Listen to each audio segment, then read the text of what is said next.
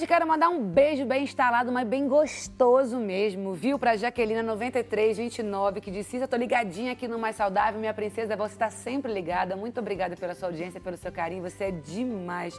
Aí tem também aqui, ó, a Sidoca Moreira, 1959, boa tarde, adoro assistir vocês. Tem a Sandra também. Gente, muito obrigada pelo carinho. Se você quer perguntar para qualquer um dos especialistas, pode perguntar através do nosso @maissaudáveloficial, tá bom? Agora lembra, quem pegar o telefone, quem espanta a preguiça, ligar pro 0800 777 0021, ó, no final do programa concorre a esse livro aqui.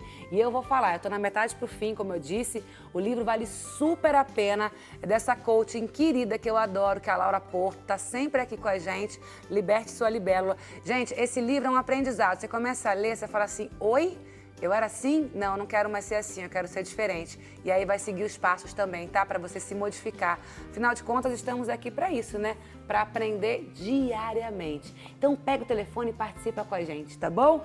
Tem uma pergunta aqui, daqui a pouquinho eu faço as perguntas dos telespectadores, mas eu deixei uma pergunta pendente.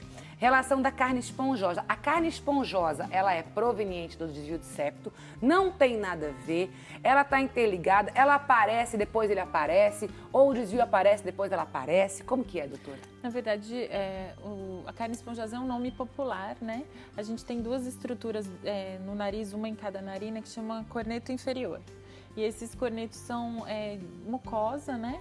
E tem a parte óssea, e eles estão mais, o crescimento desses cornetos estão mais associados com a parte inflamatória, a parte alérgica e inflamatória. E nem sempre estão associados com desvio de septo, mas é muito comum o paciente ter rinite junto, então quando a gente faz a cirurgia do desvio de septo, a gente pode também fazer uma parte que a gente chama de turbinectomia, a gente diminui, tira, né, todo esse excesso desses cornetos, e é uma cirurgia que a gente chama de turbinectomia. Amplia ainda mais a fossa nasal, a respiração fica ainda melhor. Doutora, então não tem nada a ver rinite, sinusite com o desvio de septo? Não é que o desvio causou a rinite Não. ou trouxe a sinusite? Nada a ver. Ou quem tem a rinite vai ter o desvio? Não. A paciente pode ter só a rinite, pode ter só o desvio de septo, pode ter as duas coisas juntas, mas uma coisa não desencadeia a outra. O que a gente sabe é que, por exemplo, o paciente que tem desvio de septo, os seios paranasais, eles drenam todos para a região do nariz. Então, por exemplo, se eu tenho uma narina que está mais fechada, eu prejudico a drenagem desse muco que é produzido durante todo o dia para a fossa nasal. E isso pode, por exemplo, um paciente que tem desvio de septo tem uma chance maior de ter crises de sinusite, isso sim. Então tem paciente, por exemplo, que fica tendo sinusite de repetição, a gente vê que tem um bloqueio pelo desvio, tem outras causas também, mas a gente corrige esse desvio, essas crises, essas sinusites de repetição, elas melhoram. Tem como prevenir o desvio? O desvio não. Não tem, né? Só o desvio traumático, né? Que daí seria... Mas o desvio do próprio crescimento não tem como. Vamos perguntar? Hein, Brasil? Vamos conversar aqui com vocês? Daqui a pouquinho eu vou lá na nossa sala de telão interativo ali, que já tem pergunta do Brasil que vem de Minas Gerais. É a Gabriela. Gabi, segura aí, tá? Daqui a pouquinho eu faço a pergunta aqui. Vamos conversar com a Sandra aqui de Campinas, pertinho. Sandra, meu amor, um beijo pra você, viu? A Sandra pergunta exatamente isso. Qual é a origem da doença, do desvio de septo, e se está relacionado a algum tipo de alergia? Não, foi o que eu falei, o desvio é do próprio crescimento mesmo, do desenvolvimento desse osso e dessa cartilagem. E a rinite são coisas diferentes, não tem uma origem específica. Então, assim, a pessoa teve o crescimento da cartilagem do septo que ficou torto. Então, não tem uma prevenção, uma forma assim, vou evitar o desvio. Não é culpa do paciente, uma coisa que pode acontecer. A Clarice Dutra, de Hortolândia. Clarice, minha princesa, um beijo pra você, viu? Ela fala aqui, ó, a Clarice tá denunciando o esposo agora, presta atenção, olha só. Ela diz aqui, ó, meu esposo fez cirurgia do desvio de septo. Não resolveu, ele ronca muito. É maravilhoso isso. Tem algum perigo? Meu filho também fez a cirurgia do septo e plástica e também não resolveu. Qual é a orientação? Quem tem o desvio de septo vai roncar? A gente pode observar, de repente, um ronco diferente e aí falar, opa, vamos ao otorrino? Na verdade, pode aumentar a chance de respirar mais pela boca e ter um pouquinho de dificuldade respiratória.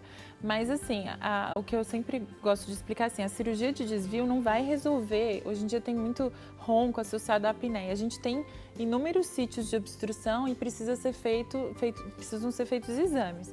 Então, quando o paciente ronca, o septo não é a causa principal. Hoje em dia a gente sabe que não é a principal causa. Então, a gente tem alguns exames específicos, como a polissonografia, que precisa ser realizada, e um exame anatômico, que é essa nasofibroscopia, para avaliar melhor o ronco e a melhor alternativa. Então, um paciente que ronca nem sempre vai deixar de roncar após a cirurgia. Tá. Porque não é o único fator e nem é o principal fator associado ao ronco. No caso aqui da Clarice, que ela relata que não resolveu nem para o marido e nem para o filho, deve-se voltar ao otorrino, né? Tem que voltar ao otorrino para fazer os exames certinho, para a gente ver o que está acontecendo ali com a via aérea deles, que não tá sendo suficiente, voltou a roncar, a gente precisa avaliar. Perfeito, então Clarice, essa é a orientação, tá? Aí ela manda beijo aqui pra mim e manda beijo pros doutores também. Vou mandar um beijo, ó. Beijo pra você, tá bom, minha princesa? Muito obrigada pela sua participação. Vamos conversar com a Gabi agora, né? A Gabi Onofre, de Munhoz, Minas Gerais. Minas Gerais, um beijo pra Minas Gerais. Terra do pão de queijo, doce de leite, um tutuzinho de feijão. Oxe, coisa boa, viu? Beijo pra vocês, obrigada pela audiência. Boa tarde, fiz a cirurgia do septo e retirada da adenoide aos 18 anos. Hoje eu tenho 34 e a minha adenoide acabou voltando. Agora o meu desvio está muito avançado. Por que voltou? É a primeira pergunta. Será que fiz a cirurgia muito jovem? É a segunda pergunta. Doutor, eu acho legal a gente explicar o que é também a adenoide. É uma coisa que a gente tem muito essa questão, é carne esponjosa, né? Carne esponjosa na área não é um termo médico, é um termo popular. Então as pessoas às vezes confundem adenoide com carne esponjosa ou o hipertrofia de corneto com carne esponjosa. São coisas diferentes. A adenoide é um tecido linfático que já fica na parte posterior do nariz, na transição entre o nariz e a garganta. E é mais comum em crianças, né, dos 2, 3 e ela vai regredindo até o início da adolescência. Adulto já é mais raro, mas também pode acontecer. Quando a gente faz a cirurgia, normalmente a grande maioria das cirurgias para remoção de adenoide são feitas em crianças, tá? Pode acontecer em adulto, mas é mais raro. Quando é feito muito cedo na questão da adenoide, quando é muito associado com o fator alérgico, se o paciente não controlar, aí ela pode hipertrofiar novamente, a gente precisa reabordar. A questão do septo, quando a gente faz também em paciente jovem, que tem indicação de fazer, a gente sempre fala que no final do crescimento, ela já estava com 18 anos, acho que não foi o caso dela. Pode ter também um novo desvio que a gente precisa também reintervir. Mas cada caso tem que ser muito bem avaliado, a gente precisa ver o que aconteceu. E a adenoide a gente não consegue ver, a gente só consegue ver com a câmera, com o exame de nasofibroscopia, ou com um raio-x específico a gente consegue ter uma ideia. Então precisa fazer os exames para ver o que aconteceu. Muito bom, vamos falar com a Vera Lúcia de Jesus também, aqui de São Paulo. Um beijo, Vera. Ela diz o seguinte, preciso saber, é normal para mim que tenho rinite crônica, preciso operar? Meu medo é não conseguir respirar depois da cirurgia. Aí ela diz aqui, ó, e se doer? Não dói não, pode fazer. Ô, minha lindeza, eu já fiz, pode fazer, tá liberadinho, viu? Os pacientes, eles têm muito medo do pós-operatório. Vem muito paciente falando assim, eu vou ficar com aqueles tampões que a gente estava conversando.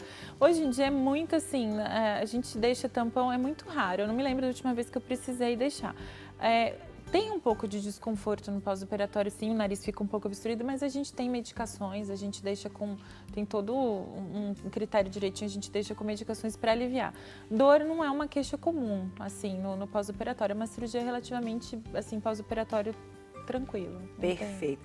Ó, vocês aí que estão aqui com a gente, tá?